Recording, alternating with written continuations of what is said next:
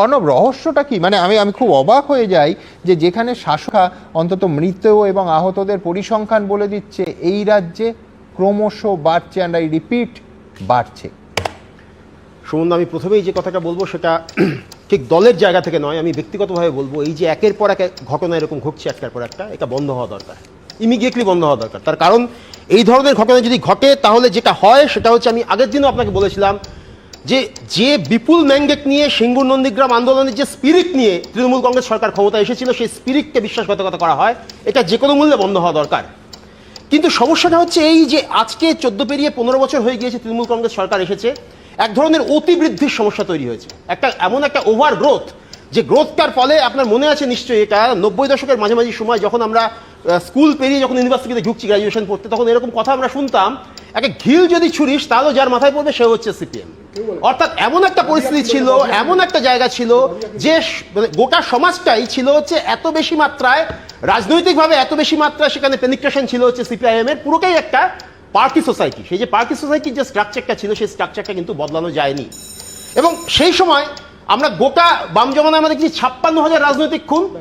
আমরা এটাও মনে আছি যে 98 সালে বুদ্ধদেব ভট্টাচার্য বিধানসভা দাঁড়িয়ে বলছেন যে 28,000 রাজনৈতিক খুন হয়েছে, যে কোনো মূল্যে এগুলোকে বন্ধ করার চেষ্টা করুন। উনি পাল্টানোর চেষ্টা করেছিলেন, এই যে সংস্কৃতিটা পাল্টানোর চেষ্টা করেছিলেন।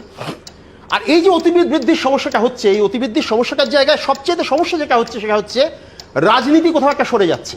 রাজনীতি সরে গিয়ে, আইডিওলজির জায়গাটা সরে গিয়ে অন্যান্য কম্পোনেন্টগুলো সেগুলো সামনে চলে আসছে বলেই এই যে একটু আগে আমাদের তরুণ নেতা এবং আমাদের তরুণ যে উজ্জ্বল নেতা দেবাংশু যে কথাটা বললো, যে যখন আমরা 200 জনকে নিয়ে নিচ্ছি, বহু ক্ষেত্রেই আমরা খেয়াল করছি না যে কাকে নিচ্ছি। একটা স্ক্যানিং তো অবশ্যই দরকার, একটা স্ক্যানিং অবশ্যই দরকার। যখন নিয়ে নিচ্ছি, কোনো একটি লোক আসছে, কোনো একটি নতুন লোকজন আসছে দলের মধ্যে, তখন সে যে আসছে, তাকে আমি কিভাবে নিচ্ছি, তাকে আমি কিভাবে রাজনৈতিকভাবে ব্যবহার করব, বা সে কিভাবে দলের হয়ে কাজ করবে, সেই জায়গায় কোথাও রাজনীতিটাকেই প্রাধান্য দেওয়া উচিত, অন্য কোনো কম্পোনেন্টকে প্রাধান্য দেওয়া উচিত নয়। কিন্তু সেটা দুর্ভাগ্য।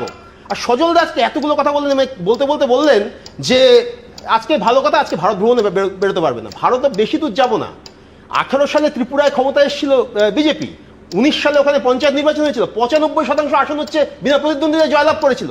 তারপর থেকে আরম্ভ করে আজকে 25 সাল, এই 6 বছরে অন্তত পক্ষে 300 থেকে 350 ওখানকার বামকর্মী খুন হয়েছে।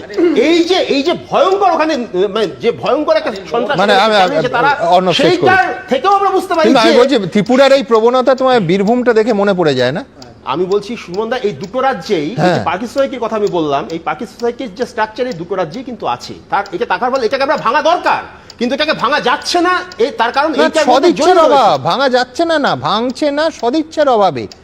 সদিচ্ছার অভাব সুমনদা, সদিচ্ছা বছরের পর বছর সদিচ্ছার অভাব। জায়গাটা আমি এখানে বলছি যে সদিচ্ছা যদি নাই থাকতো, তাহলে বাবলা সরকার হত্যায় নন্দু তিওয়ারি যখন গ্রেপ্তার হয়েছে সেটাও কিন্তু ঘটতো না। মানে এই যে বারবার ঘটছে, প্রশাসনিক সদিচ্ছা নয়। অর্ণব, এক সেকেন্ড অর্ণব, আমি যেই দেখবো যে আমার একটা জেলা 95% বিনা প্রতিদ্বন্দ্বিতায় জয়ী হচ্ছে, এই আমাদের মানে তৃণমূল সরকার ক্ষমতা এসেছিল এবং বিপুল জনসমর্থন নিয়ে এসেছিল, কোথাও সেই স্পিরিটটা কোথাও ক্ষতিগ্রস্ত হচ্ছে, কোথাও তার বদলে তার মধ্যে একটা রাজনীতি ছিল, পজিটিভ রাজনীতি ছিল।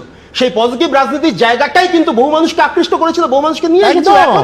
এখনো একটা বড় সংখ্যক মানুষ যেটাকে সমর্থন করছে এই সরকারকে, তার কারণ রাজনৈতিকভাবে সমর্থন করছে। কিন্তু এই রাজনৈতিকভাবে সমর্থন করলেও এই সমর্থন করার যে স্পিরিট, সেই স্পিরিটটাকে কোথাও ক্ষুণ্ণ হতে দেওয়া যাবে না, এটাই আমি বারবার করে বলছি। এবং আমি